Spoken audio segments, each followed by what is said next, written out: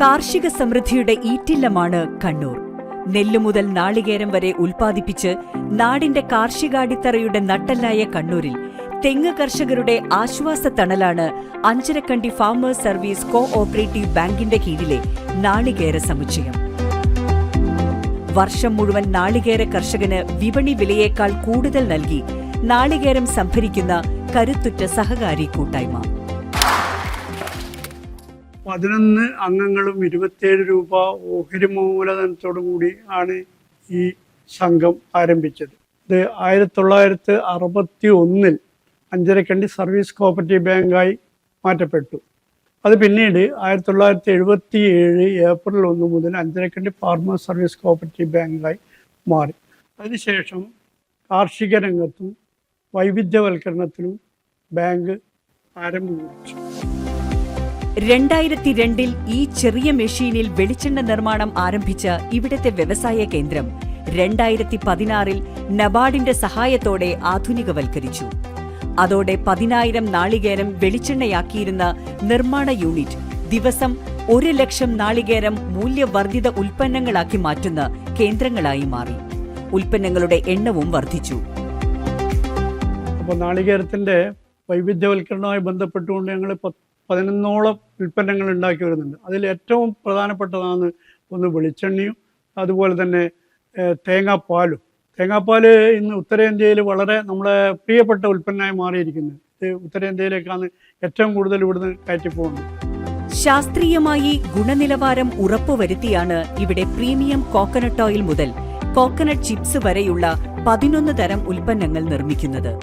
Baby oil, lamp oil, grated coconut, cocoa drink തുടങ്ങി പ്രാദേശിക വിപണിയിൽ തരംഗമായ സഹകാരി ഉൽപ്പന്നങ്ങളിൽ സഹകാരി കോക്കനട്ട് മിൽക്ക് ഉത്തരേന്ത്യക്കാർക്ക് ഏറെ പ്രിയപ്പെട്ടതാണ്.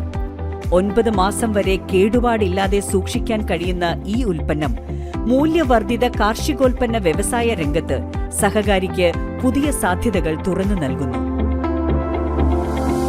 സൾഫർ ഉപയോഗിക്കാതെ കൊപ്ര വളരെ ചുരുക്കമാണ്. സൾഫർ ഉപയോഗിച്ച് മാത്രമാണ് കൊപ്ര ഇന്ന് വെളിച്ചെണ്ണ മില്ലിലേക്ക് പർച്ചേസ് ചെയ്തിരിക്കുന്നത്. അത് തന്നെയാണ് പരിശുദ്ധിൻ്റെ കാരണം എന്ന് പറഞ്ഞത്. ഞങ്ങൾക്ക് ആ മായത്തിൻ്റെ പ്രശ്നമില്ല.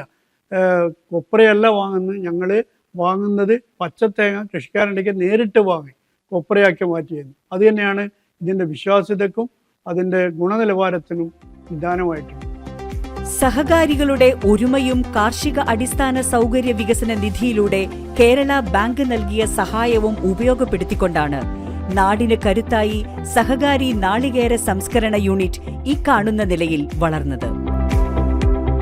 നബാർഡിന്റെ PACS MSc സ്കീമും അഗ്രികൾച്ചർ ഇൻഫ്രാസ്ട്രക്ചർ ഫണ്ടും സംയോജിപ്പിച്ച് 1% പലിശ നിരക്കിലാണ് സംഘത്തിന് കേരള ബാങ്കിൽ നിന്നും 2 കോടി രൂപ വായ്പ ലഭിച്ചത്.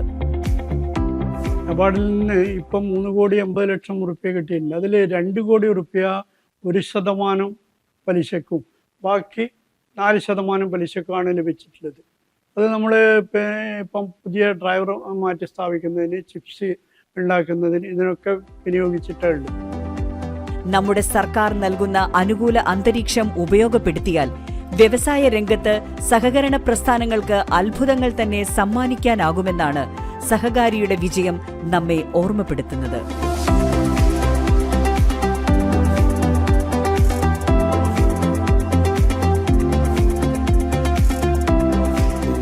കാർഷികോൽപ്പന്നങ്ങൾ മൂല്യവർദ്ധിത ഉൽപ്പന്നങ്ങളാക്കി മാറ്റുക.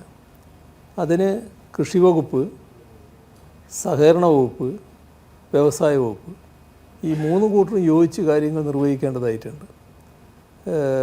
സഹകരണ വകുപ്പിനുള്ള പ്രത്യേകത കൃഷിക്കുള്ള വായ്പ, ആ വായ്പ നമ്മുടെ സഹകരണ ബാങ്കുകൾക്കാണ് കൊടുക്കാൻ കഴിയുക. അപ്പോൾ പ്രാഥമിക കാർഷിക വായ്പാ സഹകരണ സംഘങ്ങൾ നമ്മുടെ നാട്ടിൽ നല്ല ശക്തമാണ്. അപ്പോൾ അത് മുഖേന വായ്പകൾ നൽകാൻ സാധിക്കും.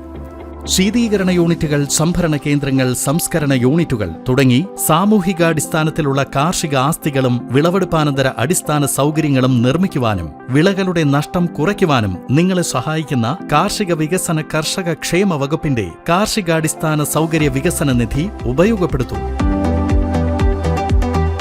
നിങ്ങൾ കർഷകനോ കാർഷിക സംരംഭകനോ പ്രാഥമിക കാർഷിക സഹകരണ സംഘങ്ങളോ സ്റ്റാർട്ടപ്പ് തുടങ്ങാൻ ആഗ്രഹിക്കുന്നവരോ ആരുമാകട്ടെ, അഗ്രികൾച്ചർ ഇൻഫ്രാസ്ട്രക്ചർ ഫണ്ട് നൽകുന്ന വായ്പാ സൗകര്യങ്ങൾ ഉപയോഗപ്പെടുത്തി ചെറുകിട സംരംഭമെന്ന നിങ്ങളുടെ സ്വപ്നം സാക്ഷാത്കരിക്കൂ.